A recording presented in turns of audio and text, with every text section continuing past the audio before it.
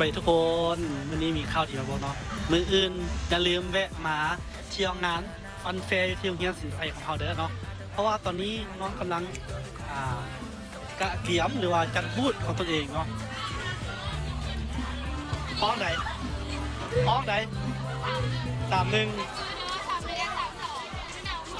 เอาอย่างเลยอ๋อขายยังได้ดีคิว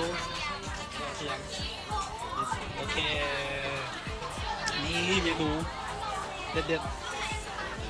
โอเคจะไปหาเงิน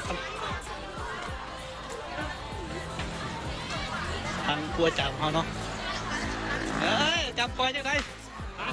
ห้องไหนเจ็ดสองหอยปัก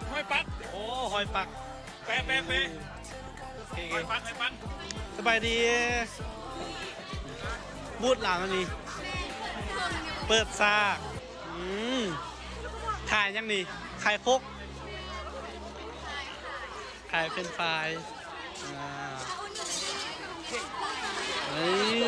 มีคนมา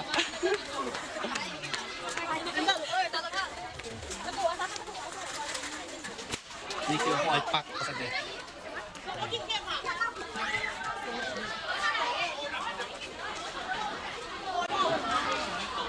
สบายดีขายอย่างอื่นขายพริกเอ็นน้ำหวานแล้วก็เป๊ปซี่เด้อก็เป็นตาแซ่บเนาะข้าวของอื่นมาลิ้นมันได้บ่ใช่ยินดีต้อนรับเลยยินดีต้อนรับ10เด้อบูธที่10เนาะหรือ10มื้ออื่นตอนจักโมงเริ่มขายนี่คุณกับการพรีเซนต์แข่งขันบูธก่อน9 โมง 10 โมงเนาะสบายดีโอ้อลังการขนาดนี้ตื่นจะมีคนต่ำกัน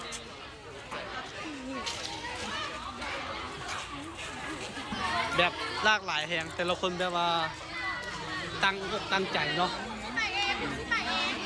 อันนี้ก็งานเลยเนาะแล้วแต่ละคนแบบว่ามีความห้าวหันขันแข็ง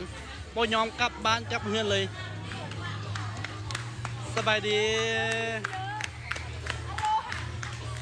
ห้อง3อ๋อขายยังได้มีนาโชมีมะพร้าวมีเกี๊ยวฮอดมีกระแลมโอ้เป็นตาแซ่บเนาะโซดาป๊อกอากาศร้อนๆนี่มาจิบโซดาป๊อปนั่นเองซ่าจับใจนอนถือว่าคนหนาแน่นแฮงอันนี้กำลังตบแป้งอยู่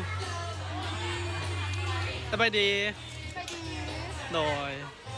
เอ็นขายยังนี่ไข่เกี๊ยวกับ